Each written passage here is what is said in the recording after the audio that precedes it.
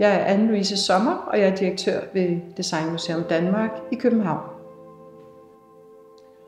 Når man formidler design, så er man med til at skabe værdi for samfundet og mennesker i det hele taget, fordi vi bliver klogere på design og på designs værdiskabende potentialer.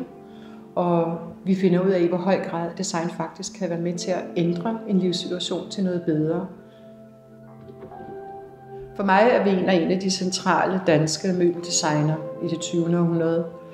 Han har et afsæt, hvor mennesket er i centrum, og han laver møbler af utrolig høj kvalitet, håndværksmæssigt, kunstnerisk, materialemæssigt.